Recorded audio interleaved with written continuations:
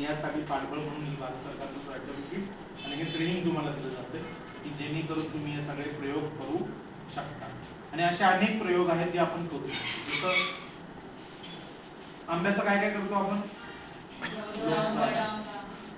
मुरंबा आहे, पन्ना आहे, ज्यूस आहे, रवा, शिरा, फ्लेवर सगळं बनवू शकतो.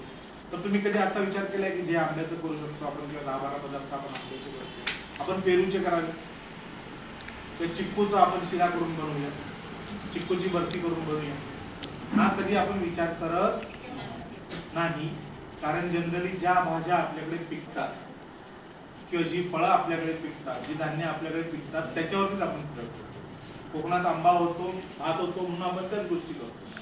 पण चीनमध्ये ते होत नाही, तिथे फक्त नूडल, चायनीज सगळं ते होतं म्हणून त्याच्यावरती ते प्रक्रिया करतात. म्हणून आपण नवीन नवीन आता जे काही तुम्ही मॅडमनी शिकवलं तेच एखाद्या दुसऱ्या पदार्थाचं करून बघता येतं का? जसं तुम्ही बघितलं की तांदळापासून डोसा, इडली, उत्तप्पा, आप्पे, हे पण नाचणीचं पण करता येतं, ज्वारीचं करता येईल, गव्हाचं करता येईल.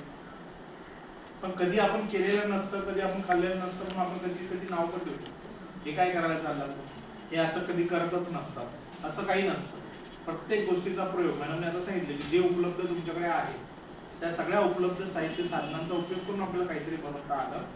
चिकन बनवता सगळे, मटन बनवता, बरोबर, चिल्ली खाल्ली सगळ्यांनी. कधी विचार केलाय का की बटाटा चिल्ली, वांग्याची चिल्ली आपण बनवून बघूया, भेंडीची चिल्ली बनवून बघूया, बनवून बघितलं तर टेस्ट लागेल. पण हे सगळं बनवून बघावं. काही लोक कोलंबीची चिल्ली बनवतात, तर काही लोक फिश, बिन काट्याचा फिश असतो त्याची चिल्ली बनवून बघा, फ्लावरची चिल्ली चांगली लागते. पण हे कधी प्रयोग केले तर. पण जे आपल्याकडे आपल्या शेतात पिकतं त्याचाच उपयोग करून ते कसं विकता येईल.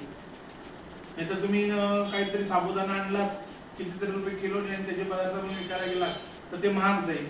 त्यापेक्षा आपल्या शेतातून काय आपल्याला उपलब्ध होईल, आपल्या गावातून आपल्याला काय उपलब्ध होईल आणि त्याच्यावरती प्रक्रिया करून जर आपण विकू शकलो तर 100 रुपये काहीतरी 100 किलो धान्यांचे जेवढे पैसे येतात त्याचे 10 पट रक्कम तुम्हाला याच्यात होती. रसना बनवतो, तुम्हाला माहिती आहे रसना, इमल्शन मिळते केले म्हणून